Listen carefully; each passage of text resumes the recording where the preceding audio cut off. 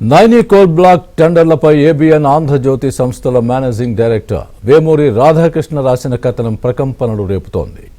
ఈ కథనం ఢిల్లీని తాకింది. ఈ కథనం తర్వాత నైని కోల్ బ్లాక్ టెండర్లను తెలంగాణ ప్రభుత్వం రద్దు చేసింది.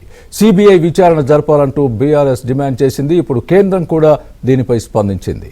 తెలంగాణ ప్రభుత్వం కోరితే సిబిఐ విచారణకు సిద్ధమని ప్రకటించింది.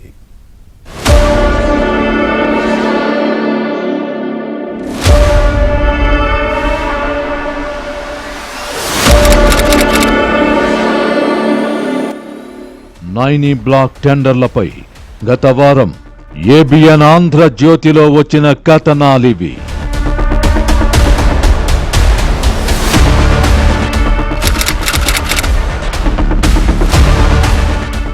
నిజానికి అప్పటిదాకా ఈ నైని బ్లాక్ టెండర్ వ్యవహారం ఎవ్వరికీ తెలియదు.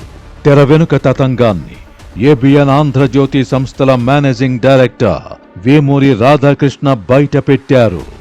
దీంతో తెలుగు రాష్ట్రాల్లో ప్రకంపనలు రేగాయి.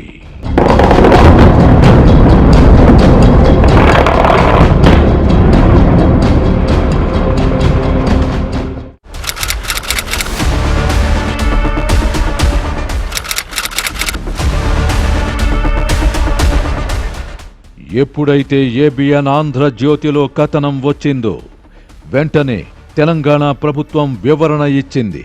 టెండర్ను రద్దు చేస్తున్నట్లు ప్రకటించింది.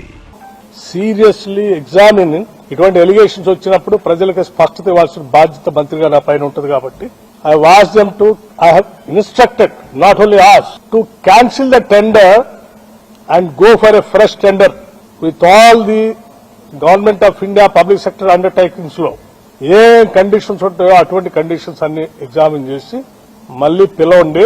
Don't go by this.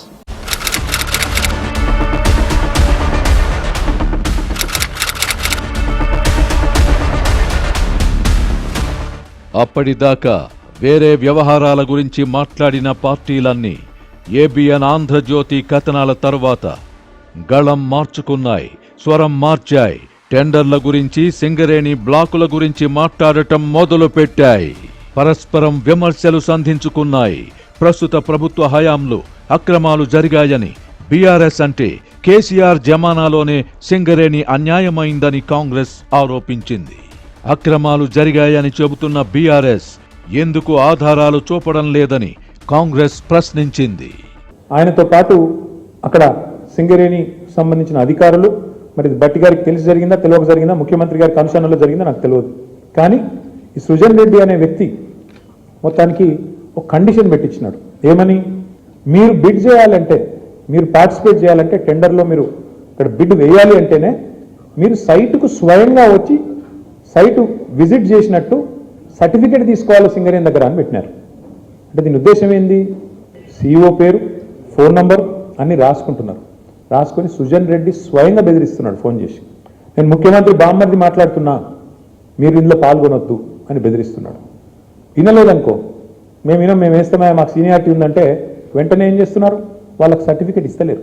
వాళ్ళు సైట్ విజిట్ చేసినట్టు కూడా సర్టిఫికేట్ ఇవ్వట్లేదు. తద్వారా వాళ్ళు పార్టిసిపేట్ చేయకుండానే ఎగరగొడతా ఉన్నారు. ఇది జరుగుతూ ఉంది సింగరేణి. దీంట్లో సింగరేణి కోలరీస్ అంశంలో జరిగినటువంటి టెండర్లో బీఆర్ఎస్ హయాంలో ఎంత ఎక్సెస్ కోడ్ చేసి కాంట్రాక్టర్ లబ్ధి పొందినారో దీంట్లో మీకు వివరంగా వివరిస్తాము. మేము అధికారంలోకి వచ్చి 2 సంవత్సరంలో మేమిచ్చిన కాంట్రాక్ట్, మేమిచ్చిన టెండర్లు ఎంత, దాంట్లో ఎంత హైయెస్ట్ కోటింగ్ అయింది, మీకు మాకు ఎంత వ్యత్యాసం ఉంది, ఇవన్నీ కూడా చర్చించుకుందాం. మీరు ఊరికే విమర్శ చేసి తప్పుకుంటాం, పారిపోతామంటే నడవదు. ఊరికే బురదల్లే ప్రయత్నం చేయకూడదు. సుజన్ రెడ్డి గారి పేరు మీద విమర్శలు చేస్తే సీఎంకి ఏదో అవుతుందని ఒక దురాలోచన మీది.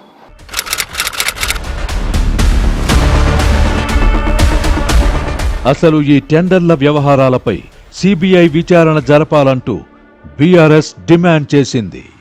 నీకు నిజాయితీ ఉంటే, తప్పు చేయకపోతే సైట్ విజిట్ సర్టిఫికెట్ల పేరిట సింగరేణిలో జరిగిన కుంభకోణాల మీద సిట్టింగ్ జడ్జితో విచారణ జరపాలని మళ్లీ డిమాండ్ చేస్తున్నాం.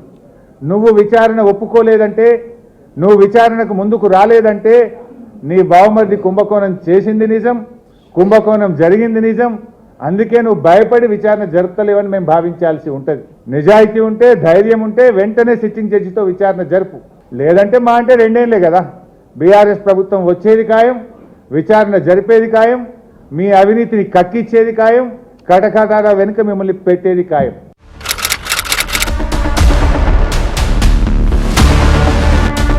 సింగరేణికి రాష్ట్ర ప్రభుత్వాలు అన్యాయం చేస్తున్నాయని కేంద్ర మంత్రి కిషన్ రెడ్డి ఆరోపించారు.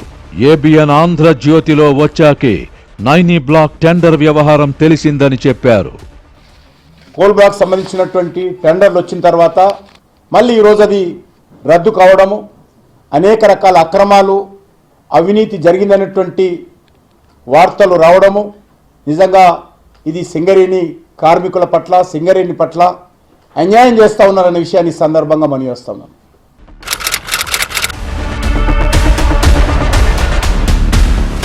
తెలంగాణ ప్రభుత్వం కోరితే సిబిఐ విచారణకు సిద్ధమని కేంద్రం ప్రకటించింది.